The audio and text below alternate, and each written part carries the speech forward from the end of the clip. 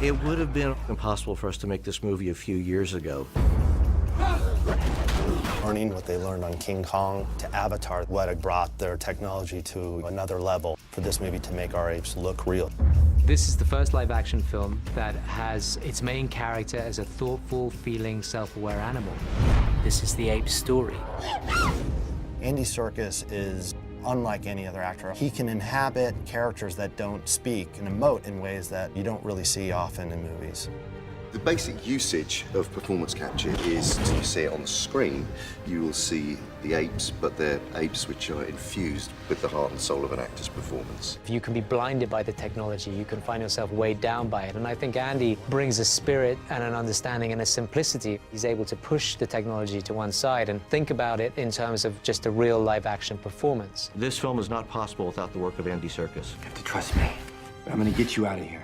Everybody's seen chimpanzees, everybody's seen orangutans. We know how they're supposed to look. So I think the bar in terms of needing to make photorealistic characters is really high. So we had to go to the best people in the business to do visual effects in this movie. Weta had the experience from Kong, Avatar, and Lord of the Rings.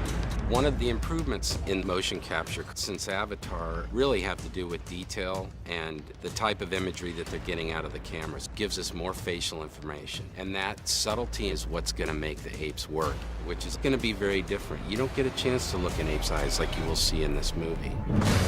We started with the concept art, and we started to use those as the basis of designing our characters. And then from there, it goes to the creatures department, which they're working on the whole muscular system, the skeletal system, and the way that the apes would actually move. Then it would come to the textures department, where we had to actually put in all the very fine wrinkles on all the characters. At the same time, the model department are doing the groom, laying out the fur, and handing that off to shaders as well so that they can apply hair that then goes to the shots department where everything comes together. So the creatures really do have the correct anatomical layers.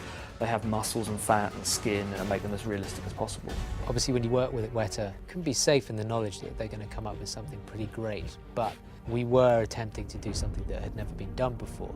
And my first reaction to seeing it was, that's Andy Serkis looking like a chimp. And that's what's so amazing, is you see his performance. What we did differently on Rise of the Apes from what we did on Avatar is we brought performance capture into the live-action location. Wham! In a way, it's probably the best thing that happened to mocap. We've been shooting in the stage without sunlight for like 10 years. We are on the set of the Golden Gate Bridge. This is the largest mocap volume in the world and the first time it's been done outside. So Weta is basically changing all the rules with motion capture. That was good. We are breaking very new ground here. The second 3 in the movie, you will believe. It has the spectacle, it has the scope. Weta have done something that's quite extraordinary. Caesar!